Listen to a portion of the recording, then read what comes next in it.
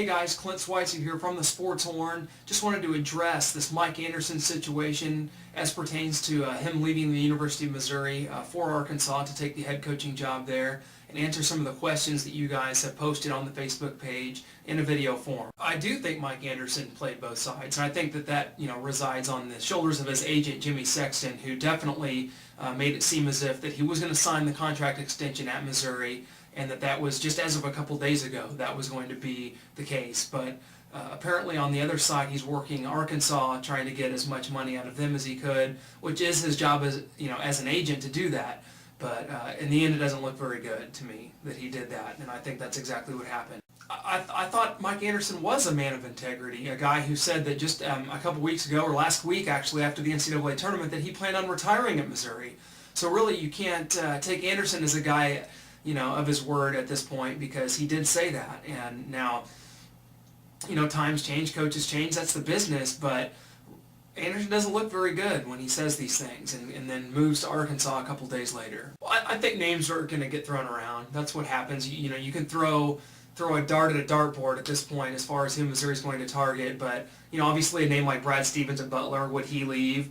Probably not. You make him tell though. You go after him, you see where his interest is.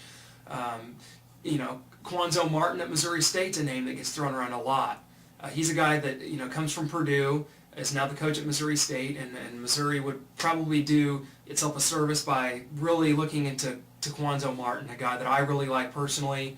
And there's many others. Greg Marshall from Wichita State. I think Jamie Dixon from Pitt, would he leave? There's even rumors that Matt Painter is not happy at Purdue. So these are guys that Missouri can target, and I think they can become better off, in the long run with a coach like this.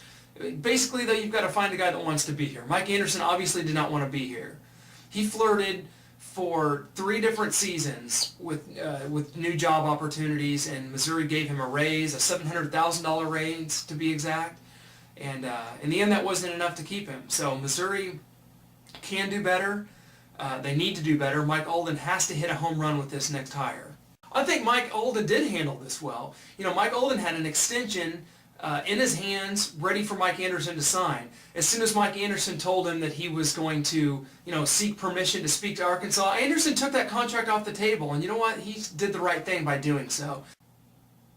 Missouri's going to be a senior-laden team next year. Whoever the new coach is going to inherit, Michael Dixon, who's only a junior, but the seniors of, Bowers, Ratliff, Kim English, and Marcus Denman. The Pressey brothers, you've got to wonder if they're going to be around next year, because they came clearly to play for Mike Anderson, and he's not here.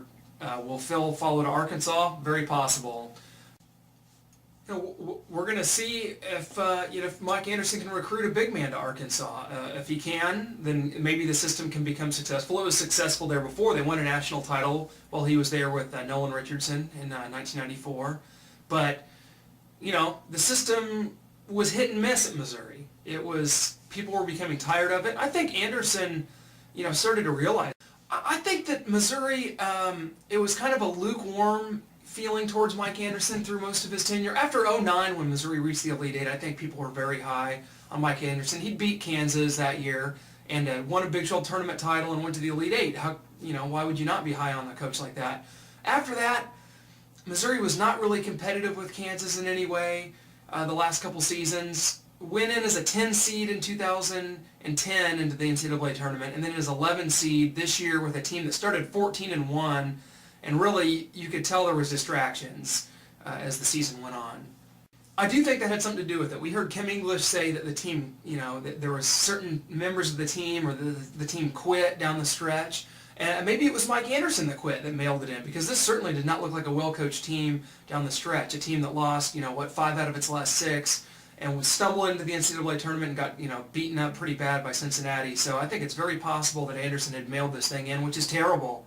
And, if that's what happened, then that's unacceptable, and it's you don't want a guy like that, in your program anyway.